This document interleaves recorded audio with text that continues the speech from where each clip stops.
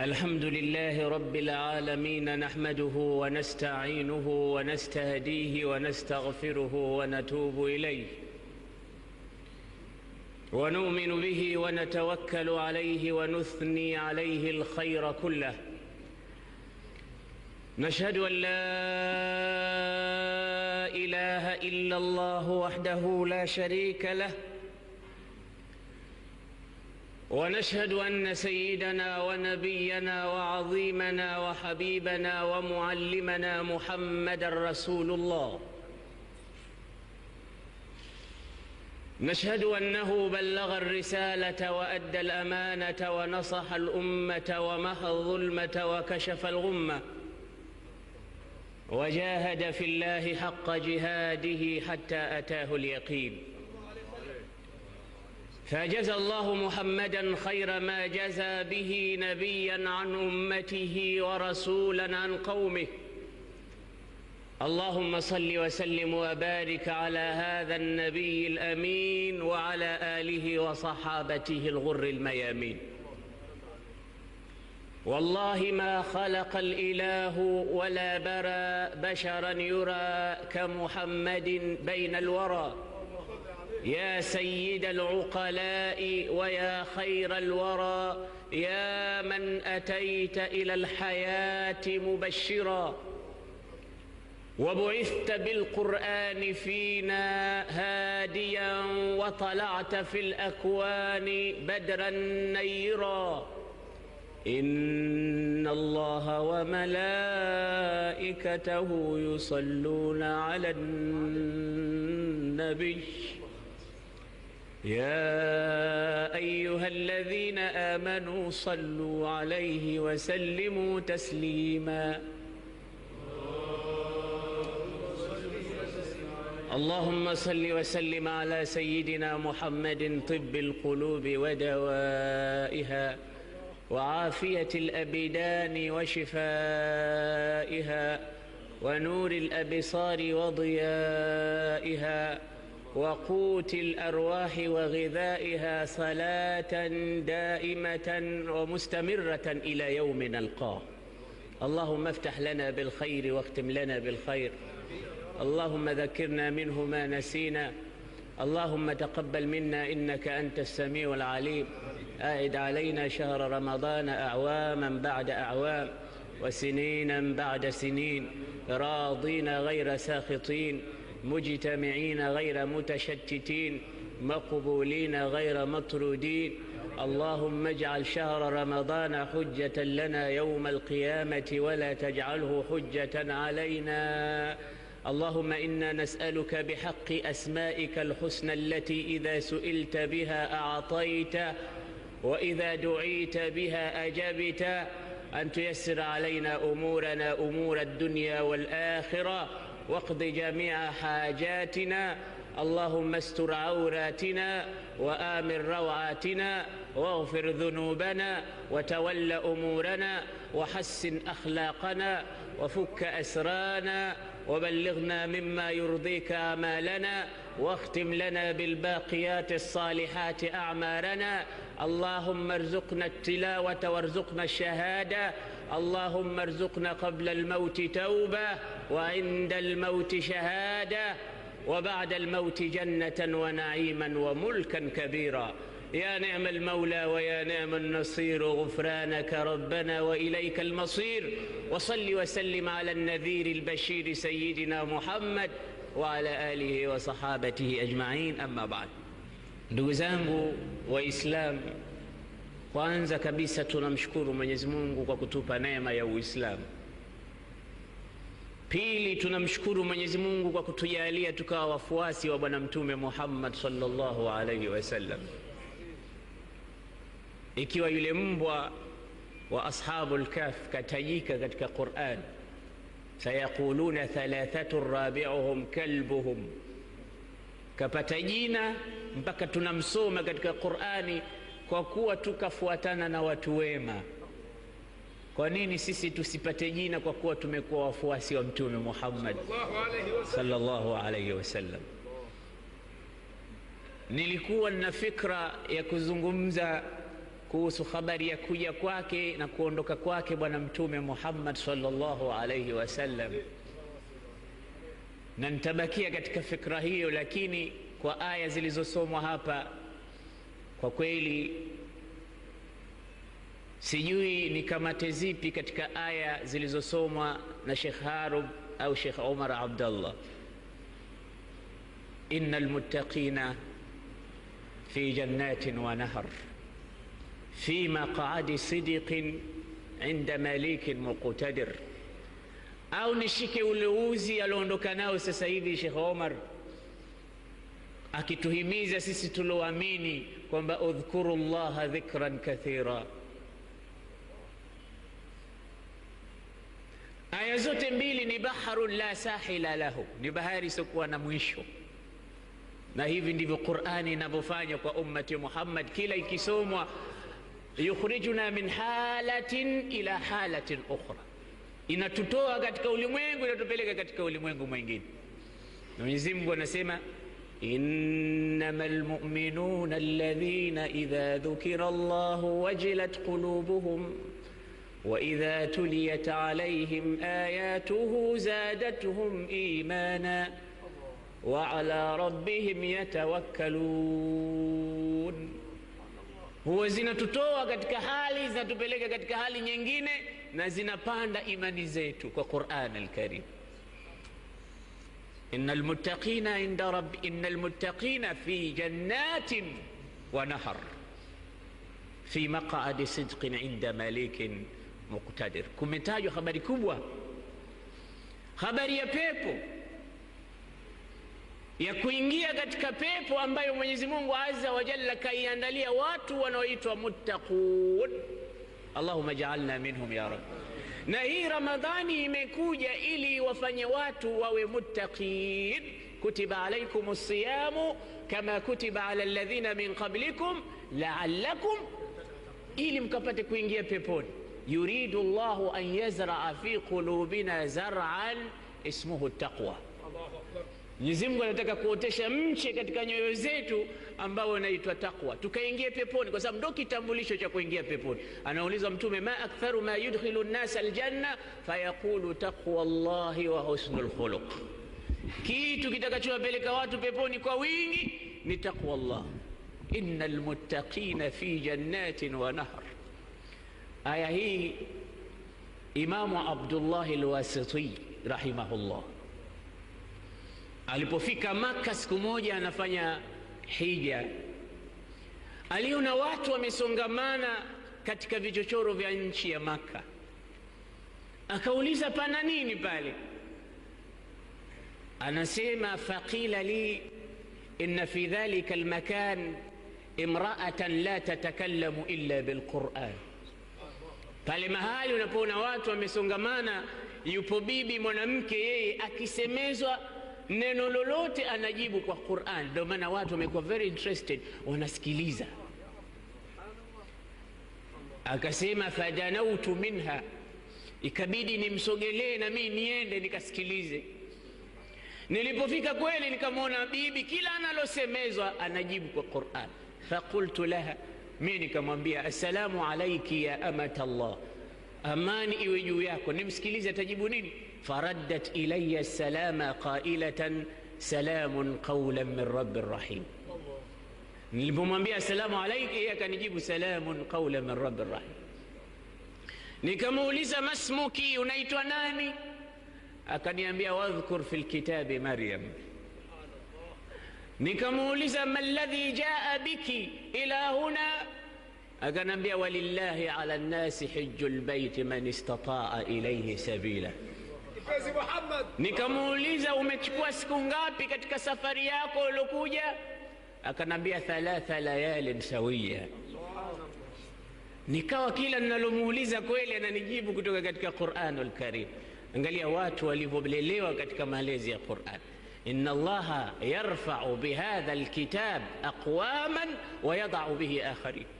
Mwenyezi Mungu atanyanyua kwa kitabu hichi cha Qur'ani watu, na atawadhalilisha kwa kitabu hichi watu wengine. Mwenyezi Mungu atujalie miongoni mwa hao watakaonyanyuliwa. Ni nuru. Allahu akbar inna dina Muhammadin wa kitabahu aqwa wa aqwamu qila la tudhkaru kutubu as-sawalif indahu tala al-fajr fatfi'u al-qindila. Alfajiri imeshachomoza, kwa nini unatembea na tochi wakati jua linawaka? Ndo kitabu cha Qur'ani na sunna za bwana mtume. Ndo Ahmad Shauqi Beki anasema liaymanihim nuran dhikrun wa sunnatun fama baluhum fi haliki dhulumati. Wamekamata katika mikono yao Waislamu nuru mbili, kitabu na sunna za bwana mtume, mbona wanaishi katika kiza? Umemaliza siku ngapi safari yako? Sema 3 layalin sawiya. Akamuuliza hal tarkabina naqati, anamchokoza kwa maksudi ili labda akose neno katika Qur'an, anampa mtihani.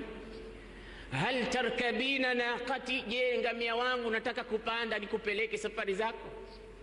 Akamwambia wama tafalu min khairin fa inna Allaha bihi alim, kwa kheri yoyote mtakayoifanya Mwenyezi Mungu atailipa kheri hiyo na ni mjuzi nayo. Nikamleta ngamia wangu, anasema falamma aradat ar-rukuba qalat bismillah, alipotaka kupanda akasema nini? Bismillah. Walamma istaqarrat jalisatan qalat alhamdulillah, alipotulia juu ya mgongo wa ngamia akasema alhamdulillah. Ngamia aliponyanyuka kuondoka akasema, akaomba dua. Dua safar sote tunaihifadhi. Inasema nini dua ya safari Waislamu? Madha yaqulu Allah, anasema nini Mwenyezi Mungu tukipanda chombo chochote, ngamia, punda, ndege? Subhanalladhi sakhara lana hadha wama kunna lahu muqrinin wa inna ila rabbina lamunqalib. Kasoma aya hii, akawa anakwenda naye mbio ngamia, akamwambia waqsid fi mashik, pole pole babu, pole pole. Akawa huko anaimba kidogo kumtia ili apate kusema, akawa waghdud min sautik, na sauti yako hiyo ipunguze. Inna ankara al-aswat la sautul hamir, sauti mbovu ni kama ya punda. Akawa anakwenda naye, akamuuliza ila aina, nikupeleke wapi? Akamwambia subhana alladhi asra bi'abdihi laylan min al-masjidil haram ila al-masjidil aqsa min al-masjidil aqsa. Akamwambia sawa, nitakupeleka. Alipofika katika vichochoro vya pale anapoelekea, akamwambia basi hapa ndo mahala kwangu nimefika. Akawaita watoto wake, akamuuliza hal indaka au hal indaki aulad, una watoto? Akamwambia au yuzawijuhum dhukranan wa inatha, na watoto wa kike na wa kiume.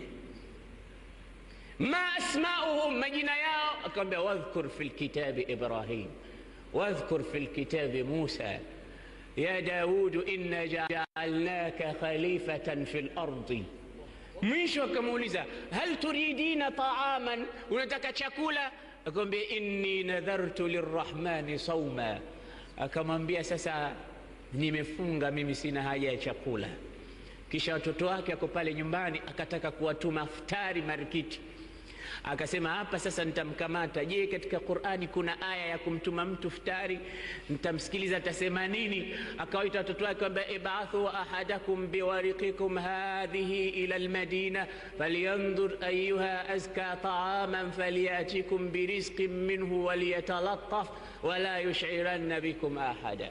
Watoto wameenda marikiti, wameleta chakula. Anasema falamma akalat, alipokula amemaliza, amemshukuru Mwenyezi Mungu, irtaja'at qalila, akalala kidogo kwa ubavu wake. Nikamuuliza ma sha'nuki, una nini? Akanambia wajaat sakratul maut bil haqqi dhalika ma kunta minhu tahid wa nufikha fis suri dhalika yawmul wa'id وجاءت كل نفس معها سائق وشهيد. Anapapatika, anasema sakratul mauti inamjia. Alipofariki bibi yule, Imam Abdullah al-Wasiti anasema raaituha fil manam, nikamuota katika usingizi, nikamuuliza ya amata Allah, madha fa'ala Allah biki, Mungu kakupa nini? Akanambia innal muttaqina fi jannatin wa nahar fi maq'adi sidqin 'inda malikin muqtadir. Ndugu zangu Waislamu, ukitaamal na Qur'ani mwisho wako mzuri, ukiitupa Qur'ani mwisho wako mbaya, pepo. Sayyidina Ali anasema la dara lilmar'i ba'da mautin yaskunuha illa allati kana qabla mautin yabniha fa in banaha bi khairin taba maskanuhu وإن بناها بشر خاب بانيها. النفس تجزى أن تكون فقيرة والفقر خير من غنى يطغيها وغنى النفوس هي الكفاف فإن أبات فجميع ما في الأرض لا تكفيها. لا تركنن إلى الدنيا وما فيها فالموت لا شك يفنينا ويفنيها. واعمل لدار غدا رضوان خازنها الجار أحمد والرحمن ناشيها. قصورها ذهب والمسك طينتها وزعفران حشيش نابت فيها.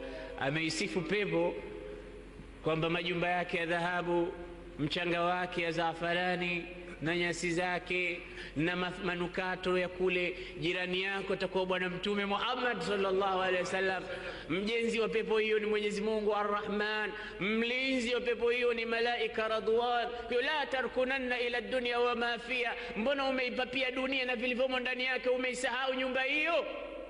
Na hakuna mtu nyumba atakayokwenda kuishi isipokuwa ile ambayo alikuwa akiijenga. Leo pepo tumeisahau, tumeikumbatia dunia. Na Hasan al-Basri anasema mathalu dunya wal akhirati kamathali al-mashriq wal maghrib mahma izdadta li ihdahuma qurban izdadta li ihdahuma bu'dan. Akhira na dunia ni kama mashariki na magharibi, kadri unavyokuwa karibu na moja ndivyo unavyokuwa mbali na nyingine. Ukiwa karibu na mashariki utakuwa mbali na magharibi. Kwa hiyo ukiwa karibu na dunia utakuwa mbali na akhira, ukiwa karibu na akhira utakuwa mbali na dunia.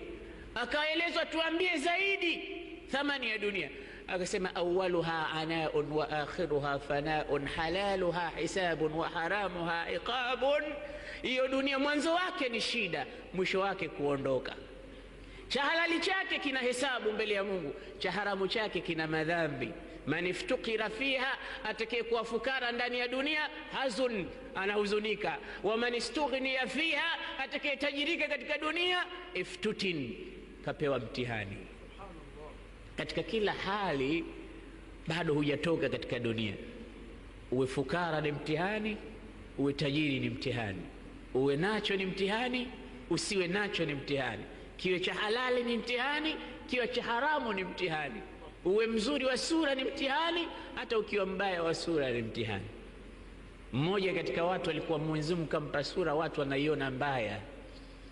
Yeye anasema mimi nimekosa nini kwa Mungu? Wanawake hata hawaniamkii, ile kunipa salamu pia hawanipi, wanaona kinyaa. Siku hiyo kabarikiwa, kapita mwanamke mrembo akampa salamu, assalamu alaykum, taala ilayya, hebu njoo, taala njoo. Akaona leo nimelala kwa ubavu gani leo, mwanamke mrembo kama huyu ananiita tena njoo kwa mapenzi. Akaona leo bahati imeniangukia. Alipofika anamwambia nifuate. Tena nimfuate wapi? Ananipeleka huyu, twende. Wamechukuana mpaka dukani kwa Sonara. Akamwambia we Sonara, nimekuambia nitengezee pete kito cha shetani, umeniambia humjui shetani alivyokaa, mtizame huyu sura yake, yeye na shetani hana tofauti. Akaona kumbe mtihani mkubwa, mimi naona bahati imeniangukia, kumbe kanifananisha na shetani.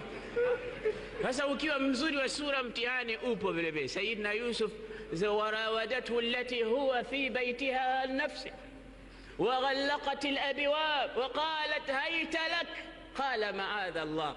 Kwa hali yoyote ambayo utaipata katika ulimwengu ujue ni mtihani kutoka kwa Mwenyezi Mungu. Watu wengine usema miaka 10 iliyopita ilikuwa na mtihani mkubwa, sina kazi, lakini leo nimepata kazi ya maana, Mungu kanipiga tochi. Hajui kama ile kazi aliyopewa pia ni mtihani. Au mimi nilikuwa mjane miaka 15, leo nimeoa, hata huyo mke uliopata ni mtihani. Mitihani kwa kila upande. Halaluha hisabun wa haramuha iqabun, man istaghna fiha iftutin wa man iftuqira fiha hazun. Kwa kila hali. Basi Sayyiduna Rasulullah sallallahu alayhi wasallam anatutaka tuishi kwa tahadhari ili tukaingie innal muttaqina fi jannatin wa nahar.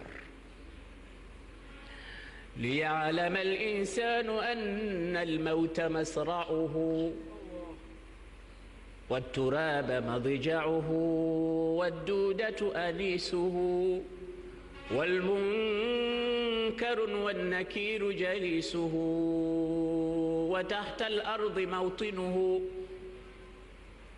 والنار أو الجنة مورده والقيامة موقفه. هذا vitu lazima vijue.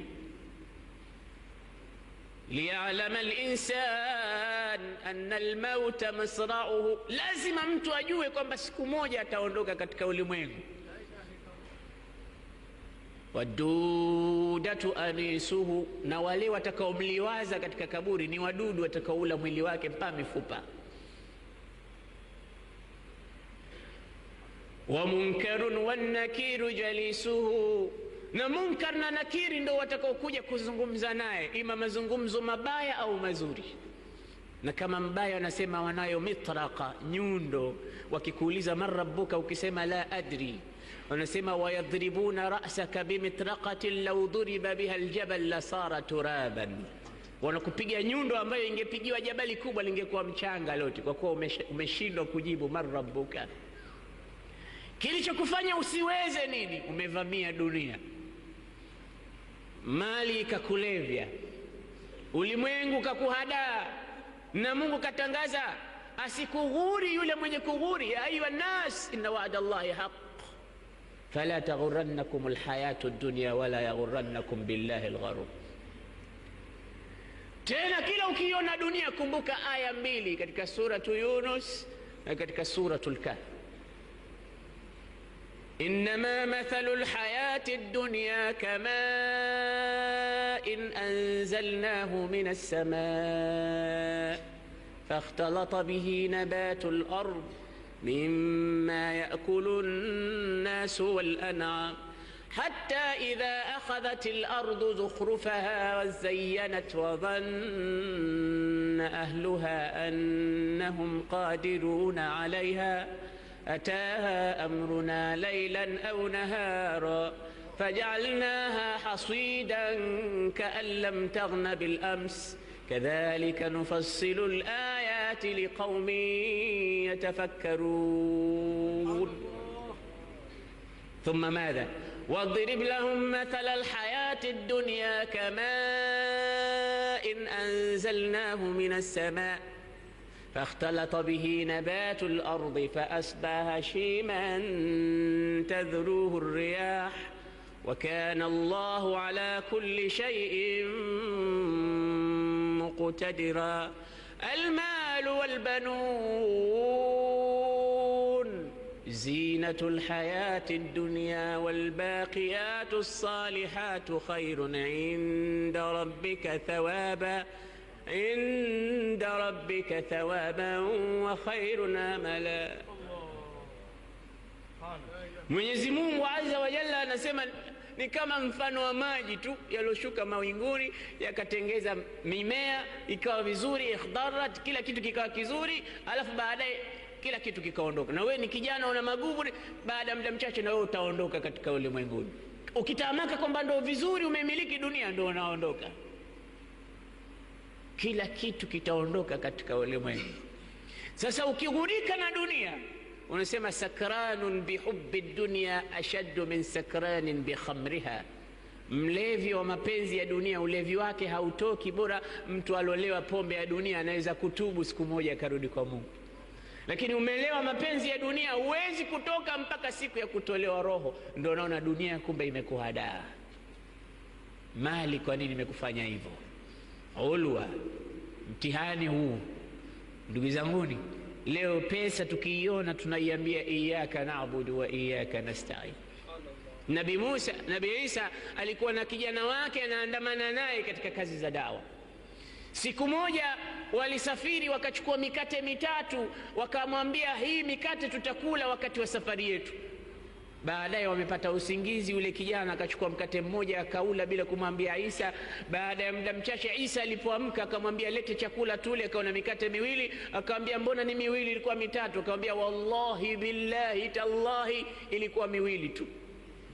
Isa akaona huu mtihani kuandamana na mtu kama huyu. Akamwambia kweli? Akamwambia wallahi ma kana illa ithnan, ilikuwa miwili tu, haikuwa mitatu, labda hisabu zako umekosea. Baada ya muda mchache Nabii Isa akamwambia sawa, tupite hapa. Hapa kuna maji. Akamwambia tutavuka vipi hapa? Na hakuna dau, hakuna feri. Akamwambia twende tu. Funga macho yako. Kafunga macho. Akamwambia sema twende. Haya twende.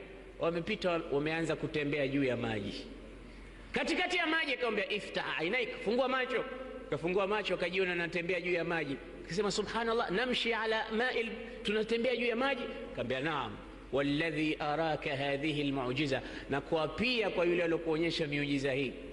Man alladhi akala khubzan thalitha, niambie alokula mkate wa tatu nani, kama unamuogopa aliyokuonyesha miujiza hii. Akamwambia wallahi ilikuwa miwili tu, hata muujiza hakushtuka nao, wallahi ilikuwa miwili.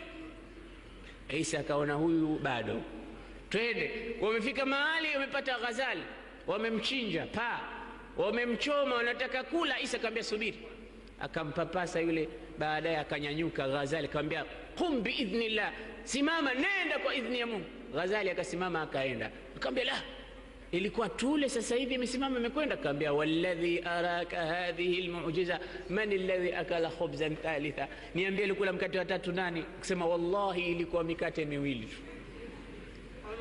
Wakafika sehemu akamwambia sasa hapa kuna milima mitatu, haya ni mawe, lakini nitamwomba Mungu atabadilisha itakuwa dhahabu. Allahumma hawilha ila dhahab, ya rabbi badilisha milima hii mitatu iwe ya dhahabu.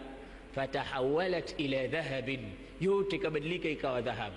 Yule bwana alipoona dhahabu akasema mimi na wewe Isa umaskini kwa heri sasa hivi, maadamu dhahabu milima mitatu hii, kwa heri umaskini. Akamwambia usiwe na wasiwasi, mlima wa kwanza wa kwangu, mlima wa pili wa kwako, mlima wa tatu ni wa yule alokula mkate wa tatu ambaye sote wawili hatumjui. Asema ana alladhi akaltu, mimi ndo niloula mkate wa tatu, ndo mie. Sasa unamgaia nani? Mie ndo mlaji wa mkate wa tatu. Akamwambia yote ni yako, chukua yote ni yako, lakini la tatba'ani, usinifuate tena, hufai. Imekaa katika moyo wako, mali ndo Mungu wako, mali ndo Mungu wako, kwa usinifuate tena, yote chukua wewe. Kachukua pale milima mitatu akawa analea mali yake. Wamepita watu watatu wengine, vipi? Akamwambia njoni mnisaidie, nitawapa kitu kidogo. Wamechukua mali zile, akamwambia bwana hizi mali hatuwezi kubeba, labda tupate chakula tule, tupate nguvu tukauze. Akamwambia mmoja ende marikiti. Kaenda marikiti, mtu kanunua chakula marikiti, akachukua sumu akatia kwenye chakula. Baada ya yeye kula chakula kile, akiwa na fikra kwamba wenzake wakifika pale watakula watakufa, milima mitatu yote itakuwa ya kwake ya dhahabu. Na wale watu watatu wakasema jamani, milima mitatu na sisi watatu, yule wanne anaongeza idadi, lakini akija tumuueni tugawe sisi sawa kwa sawa. Yule akifika pale amewapa chakula cha sumu, wale akifika wamempiga nyundo wamemuua. Baadaye wamekula chakula na wao wamekufa, mali wameiacha pale pale. Tilkumud dunya, hiyo ndo dunia, mali utaiacha hapa hapa. Liya'lama al-insanu anna al-mauta masra'uhu, ajue mwanadamu kwamba kumbo atapigana na mauti, adui yake mkubwa mauti anamsubiri pale, just around the corner, hapo tu. Haijulikani ni sasa au ni sasa hivi au ni kesho au ni kesho kutwa, lakini lazima tutakutana nayo hayo. Kwa nini? Unajua, lianna almauta qadiyatun kulliyatun, mauti imekuja kwa kulli. كل نفس ذائقة الموت وإنما توفون أجوركم يوم القيامة فمن زحزح عن النار وأدخل الجنة فقد فاز وما الحياة الدنيا إلا متاع الغرور. كل يا منزل كل من عليها فان ويبقى وجه ربك ذي الجلال والإكرام. كل يا بيلي كل شيء هالك إلا وجهه. Kila kitu kitaondoka isipokuwa mwenyewe Mwenyezi Mungu ndiye atakayebakia. Kama Mtume Muhammad sallallahu alaihi wasallam kaondoka katika ulimwengu huu, itakuwa mimi na wewe. Aya abidu kam yaraka Allahu asiya harisan ala dunya lilmauti nasiya anasita liqaa Allahi walqabra walthara ويوما عبوسا تشيب فيه النواصيا لو أن الإنسان لم يلبث ثيابا من التقى تجرد عريانا ولو كان كاسيا ولو كانت الدنيا تدوم لأهلها لكان رسول الله حيا وباقيا. لا حول ولا قوة إلا بالله. Aya abidu kam yaraka Allahu asiya. Ewe ndugu yangu, ni mara ngapi Mwenyezi Mungu atakukuta una maasi? Na mara nyingine umekuwa ushakuwa mtu mzima, lakini unasema roho haikongi bwana, roho haikongi bwana.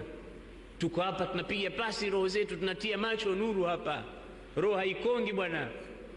Alafu unasema bwana wazee ndo wajuao mambo bwana. Kisha unauma vidole unasema ya laita shababa yaudu yawman. Aya abidu kam yaraka Allahu asiya harisan ala dunya lilmauti nasiya. Umekuwa na pupa na dunia mpaka umesahau mauti.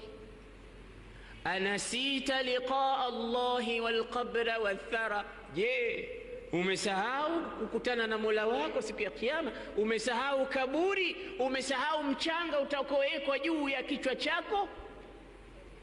ويوما عبوسا تشيب فيه النواصيا. Je, umeisahau siku ambayo nywele zitakuwa nyeupe kwa vishindo vya siku hiyo? Lau anna al-insana, lau kama mwanadamu lam yalbas thiyaban min at-tuqa, hajavaa nguo ya uchamungu, tajarrada uryanan, basi atatembea akiwa uchi, wa in kana kasiyan, hata kama kavaa nguo. Walau kanati dunya tadumu li ahliha, na hii dunia ingekuwa inadumu kwa watu wa duniani, lakana rasulullahi hayyan wa baqiya, angekuwa mtume ndo yuko hai leo, kwa sababu ndo ashrafu khalqillahi ala al-itlaq. Lakini yuko wapi mtume sallallahu alaihi wasallam? wama ja'alna li basharin min qablika al-khulda afa in mitta fahumul khalidun. Hatukujalia mtume yoyote kabla yako wewe kuwa yuko hai. Kama utakufa wewe Muhammad, ndo wao wabakie. Kama wewe umeondoka, nani anatamaa ya kubakia katika ulimwengu?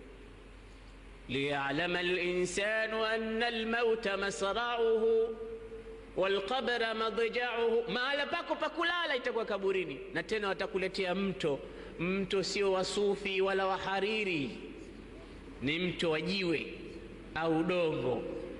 Sema leteni mto wa maiti bwana. Mto wa maiti usifikirie sufi unaletewa kule, unaikiwa mto wa dongo na lalia.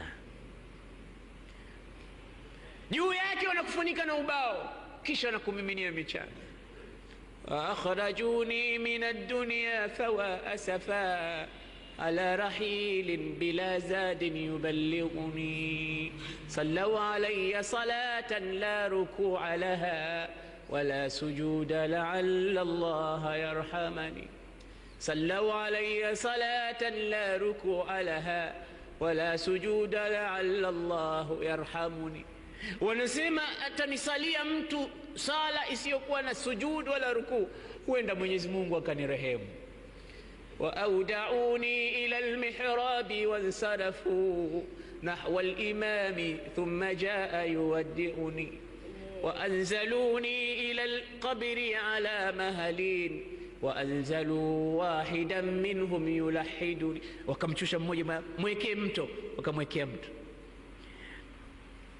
wakashafa thawba an wajhi liyanzurani wasakaba ad-dam'a min 'ainayhi aghraqani. akanifungua nguo kunitizama, ndiye huyu, kisha akamimina machozi katika kipaji chake cha uso. kanambia wa ila liqa, tutakwenda onana huko, yauma yajma'u Allahu al-awwalina wal-akhirin. ujue kwamba huku ndiko nakuelekea, kwa sababu hubu dunya rasu kulli khati'a. leo tusingekuwa tunahimizwa kufanya ibada ni wavivu, kwa sababu tumetaallak na kuipenda dunia, si kitu chochote kingine. tujue kwamba Mungu ana watu wake na kuna makundi kwa makundi. makundi hayo yamegawa na Mwenyezi Mungu ameyaweka hapa ulimwenguni, akafahamisha kundi fulani, kundi fulani na kundi fulani.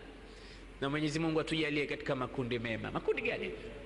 idha bussa asema idha waqa'atil waqi'atu laysa liwaqa'atiha kadhiba khafidatur rafi'a idha rujjatil ardu rajja wa bussatil jibalu bassa fakanat haba'an munbatha wa kuntum azwajan thalatha. kuna makundi hapa, makundi matatu. fa ashabul maimana ma ashabul maimana wa ashabul mash'ama ma ashabul mash'ama wasabiquna sabiqun. akaanza kuchambua Mwenyezi Mungu, ulaika almuqarrabuna fi jannat. hawa waliokuwa muqarrabun ndo wale waliokaribishwa mbele ya Mwenyezi Mungu katika mabustani yenye neema, an-naim, ambazo kuna neema kubwa. hakuna mahali kuna neema kama pepo.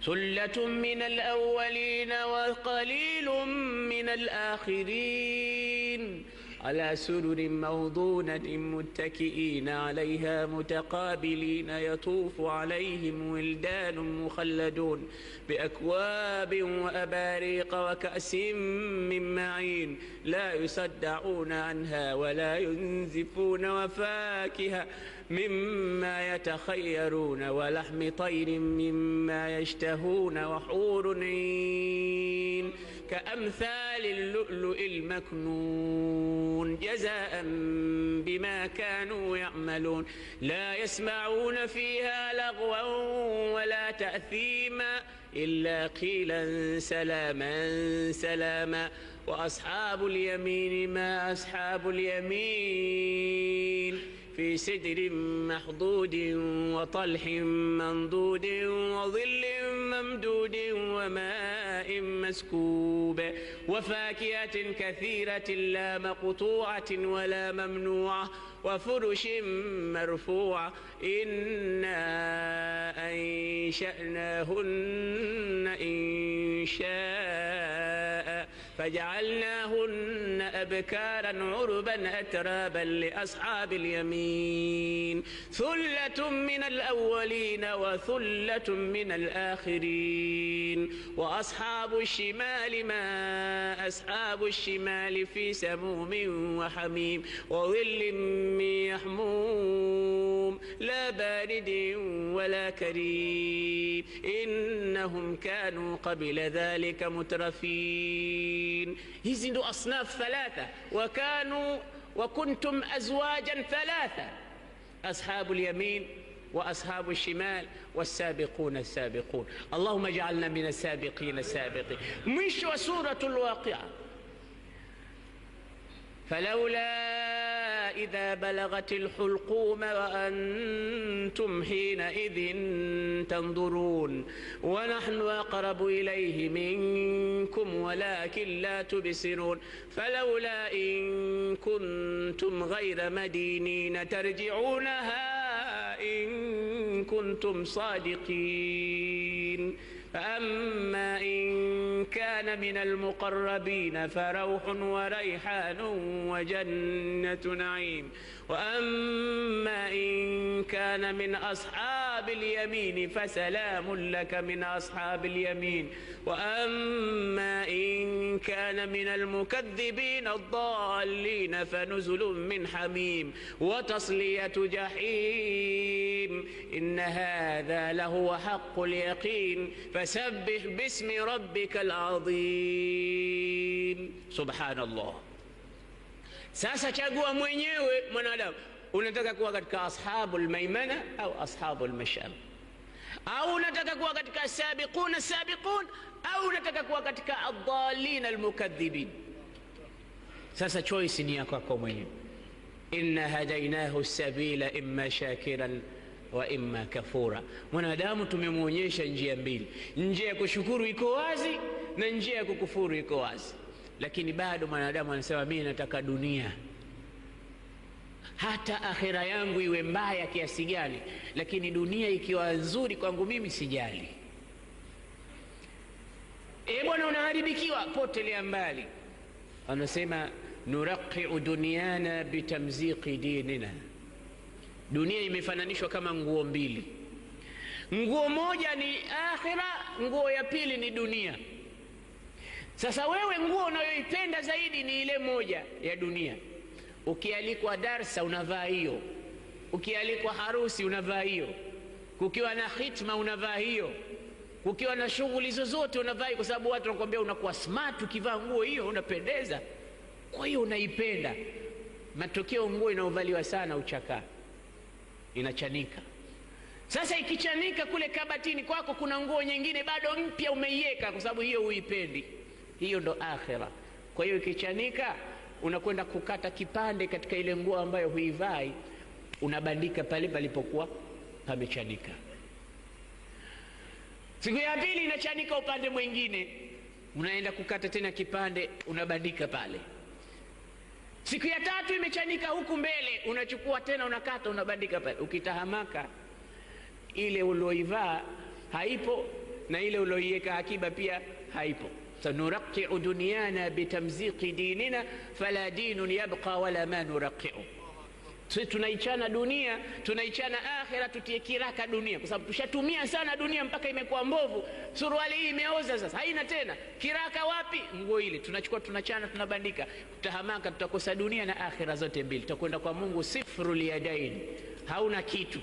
Dunia iko wapi? Ilikuwa inakuendesha mbio, huna kitu. Akhira utakuwa na akhira, hukuwa na dunia. Lakini Imam Shafi anasema chukueni tahadhari kubwa, al-yawmu lak wa yawmun alaik. Ishi duniani ukijue kwamba siku moja ni yako, siku moja si yako. Fa idha kana lak, ikiwa siku yako, fala tabtar, usifanye kibri. Wa idha kana alaik, na ikiwa juu yako, fala tadjar, usibabaike. Angalia hikma kubwa ya Shafi'i Muhammad ibn Idris. Ikiwa siku yako, usifanye kibri. Siku yako kwamba mambo yamekwenda vizuri, dunia imekupa uso. Idha jadat alayka ad-dunya fajud biha ala an-nasi wa'lam annaha tataqallabu fala al-judu yufniha idh hiya aqbalat wala al-bukhlu yubqiha idh hiya tadhhabu. Basi dunia ikiwa ni nzuri, ifanye iwe nzuri kwa watu wengine, kwa sababu inageuka hiyo, siku kwako, siku nyingine kwa hiyo. Alikuwepo siku moja fukara mmoja anapita akiomba katika majumba, akasikia harufu ya pilau katika nyumba moja, akaenda akagonga mlango, akasema inna bilbabi miskinan yasal. Mume yuko mbele ya mkewe, analishwa na mkewe, analishwa kuku na mkewe. Wanasema likulli shay'in sayyid wa sayyidul lahmi dajaja. Kila kitu kina bwana, na bwana wa nyama ni kuku. Wewe unauliza leo futari kuku yupo? Uulizi njiwa yupo, kuku yupo? Basi anasema anagonga mlango, mumewe analishwa kuku. Mumewe anamlisha kuku, mwanamke anamlisha mumewe kuku. Alipokuwa maskini yuko pale, akamwambia hebu tizama nani anagonga mlango.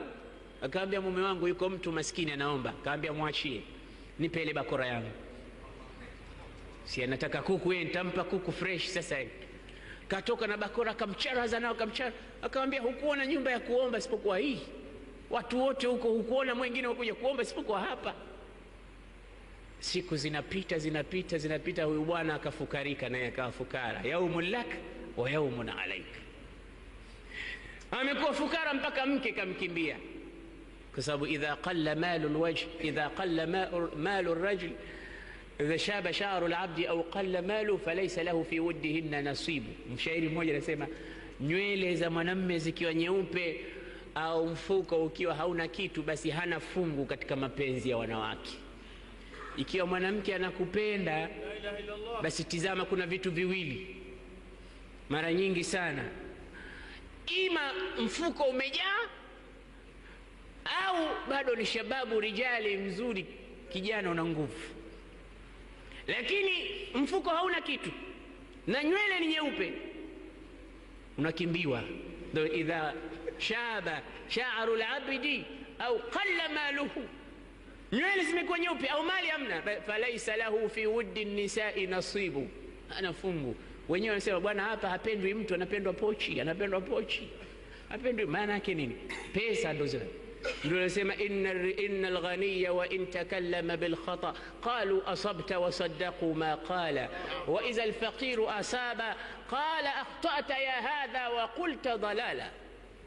Tajiri hata akisema porojo watamwambia wewe ndio kiboko yetu, sahihi ulivyosema, sawa kabisa. Lakini akae inshallah watukane, ambe nyie watu mnaonisikiliza nyie nyote ni wapumbavu, tajiri anawaambia, watasema ndio kweli kabisa. Kwa sababu gani? Ana pesa, wanaogopa zile pesa zake. Wa idha alfaqiru asaba, lakini fukara akisema maneno ya kweli, qalu akhta'ta ya hadha wa qulta dalala, kwambia wewe muongo, natafuta pesa tu, nenda zako wewe fukara. inna ad-darahima fil mawatin kullaha taqsu ar-rijala mahabatan wa jamala, hakika pesa sehemu yote ya dunia zinamfisha mtu uzuri na kuogopewa. Fahiya lisanu liman arada fasahatan, hizo pesa ni ulimi kwa mwenye kutaka kusema vizuri. Wasilahu liman arada qitala, na ni silaha kwa mwenye kutaka kupigana.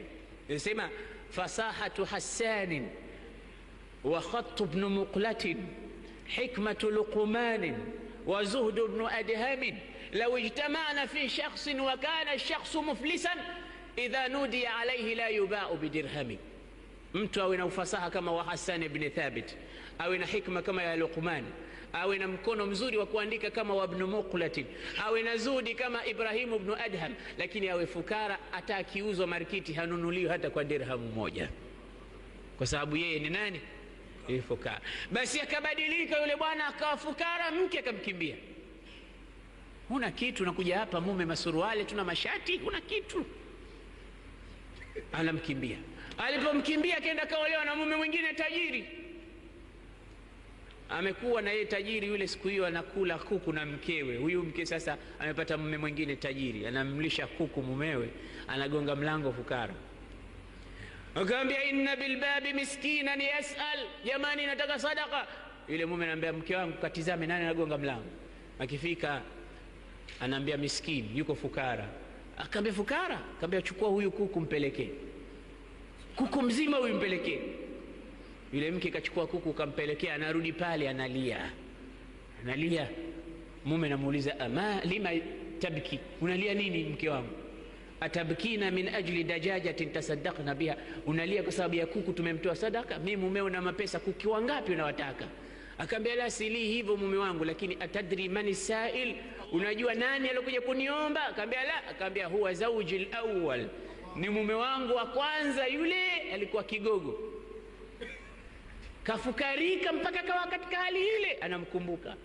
Na yule mume akamwambia atadrina man ana, na wewe unanijua mimi ni nani? Akamwambia la. Akamwambia wa ana as-sailul awwal, na mimi ndio yule muombaji wa kwanza nilotolewa mbio na bakora.